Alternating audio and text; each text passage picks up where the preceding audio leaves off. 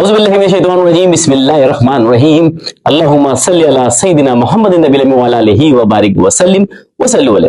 دیکھنے والے تمام معزز ناظرین اور سامعین کو آپ کے میزبان اسد اللہ صدیقی کی طرف سے السلام علیکم ورحمۃ اللہ۔ میٹرو 7 پاکستان کی جانب سے پیش کیے جانے والے پروگرام سیرت مصطفیٰ میں آپ سب کو خوش آمدید کہتا ہوں اور امید کرتا ہوں کہ آپ سب خیر و عافیت کے ساتھ ہوں گے۔ محترم ناظرین اور سامعین، ربیع الاول کے ان بابرکت ایام میں ہم ایسے سفر کا آغاز کر رہے ہیں جس کا مقصد صرف نبی کریم صلی اللہ علیہ وآلہ وسلم کی سیرت سننا نہیں بلکہ اپنی زندگی کو سیرت مصطفیٰ صلی اللہ علیہ وسلم کے آئینے میں دیکھنا ہے۔ محترم ناظرین، آج ہماری پہلی نشست ہے اور آج ہم فوراً ولادت مصطفیٰ صلی اللہ علیہ وسلم کے واقعے سے شروع نہیں کریں گے بلکہ ذرا ہم پیچھے چلیں گے، اتنا پیچھے کہ جہاں ابھی مدینے کی گلیاں آباد نہیں ہوئی تھی، جہاں ابھی مسجد نبوی کا تصور نہیں دنیا کے سامنے آیا تھا، اور جہاں ابھی قرآن مجید فرقان حمید کی آواز دنیا نے نہیں سنی تھی، جہاں ابھی محمد مصطفیٰ صلی اللہ علیہ وسلم نے دنیا کو توحید، عدل، رحمت اور انسانیت کا پیغام نہیں دیا تھا۔ محترم ناظرین، محمد مصطفیٰ صلی اللہ علیہ وآلہ وسلم کی آمد سے پہلے دنیا کیسی تھی ذرا تصور کیجئے۔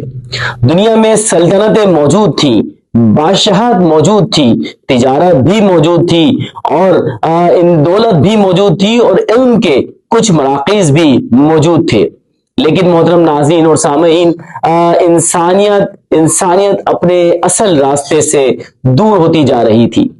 عبادت کے طریقے تھے مگر توحید کی روشنی ماند پڑ چکی تھی، اور سب سے بڑھ کر انسان کی عزت بھولتا جا رہا تھا، اور بلکہ مجموعی طور پر جاہلی معاشرے میں عورت کے حقوق بھی بری طرح پامال تھے۔ اور بات کی جائے بیٹی کی تو محترم ناظرین اور سامعین، جس کے لیے قرآن مجید فرقان حمید کی آیت کا مفہوم ہے کہ یعنی جب زندہ دفن کی جانے والی بچی سے پوچھا جائے گا کہ اسے کس گناہ پر قتل کیا گیا۔ محترم ناظرین اور سامعین، یہ وہ معاشرہ تھا جہاں جہالت، ناانصافی اور دیگر برائیاں معاشرے پر مکمل طور پر پھیل چکی تھی۔ محترم ناظرین اور سامعین، پھر اللہ تعالیٰ نے انسانیت کو تنہا نہیں چھوڑا۔ پھر محترم ناظرین اور سامعین، پھر مکے کی وہ رات آئی جب آسمان پر ستارے نور سے جگمگا رہے تھے، پہاڑ اپنی پوری آب و تاب کے ساتھ استقبال میں کھڑے تھے، اور خانہ کعبہ اپنی عظمت کے ساتھ موجود تھا۔ اور اگر اس رات کی کیفیت کو محترم ناظرین اور سامعین، اس رات کی کیفیت کو محبت کی زبان میں بیان کریں تو محسوس ہوتا ہے جیسے فضائیں مشک اور عنبر سے محمور ہو اور یہ پکار رہی ہو کہ طلع البدر علینا، 14ویں کا چاند ہم پر طلوع ہوا۔ محترم ناظرین اور سامعین، حضرت آمنہ کے حجرے میں وہ مبارک گھڑی قریب آ رہی تھی۔ محترم ناظرین، سیرت کی بعض روایتوں میں آتا ہے کہ ولادت کے وقت حضرت آمنہ نے ایک نور دیکھا، ایسا نور جس کی روشنی دور تک محسوس ہوئی، بلکہ بعض روایت میں یہاں تک کا ذکر ملتا ہے کہ اس نور سے شام کے محلات تک روشنی دکھائی دیتی تھی۔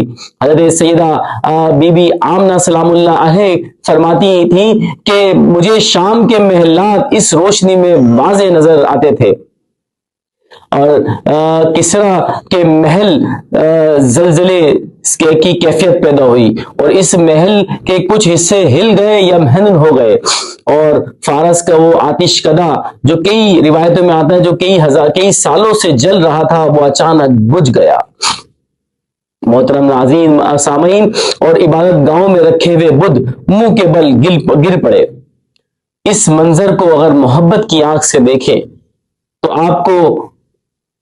آپ کی صلی اللہ علیہ وسلم کی آمد سے قبل دنیا کے بڑے بڑے ایوانوں میں ایسی نشانیاں ظاہر ہونے کی روایت ملتی ہے جیسے کہ زمانہ خود اعلان کر رہا ہو کہ اب نیا دور شروع ہونے والا ہے۔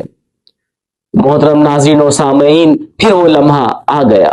حضرت آمنہ سلام اللہ علیہ کے گھر پیارے آقا دو جہاں آخری نبی مکرم محمد مصطفیٰ صلی اللہ علیہ وآلہ وسلم تشریف لے آئے۔ محترم ناظرین، انشاءاللہ اس سے آگے کا ذکر اگلی قسط میں ہم بیان فرمائیں گے۔ میٹرو 7 پاکستان کی جانب سے پیش کیے جانے والے پروگرام سیرت مصطفیٰ صلی اللہ علیہ وآلہ وسلم سے اپنے میزبان اسد اللہ صدیقی کو اجازت دیجیے۔ اپنا بہت خیال رکھیے گا۔ اللہ حافظ۔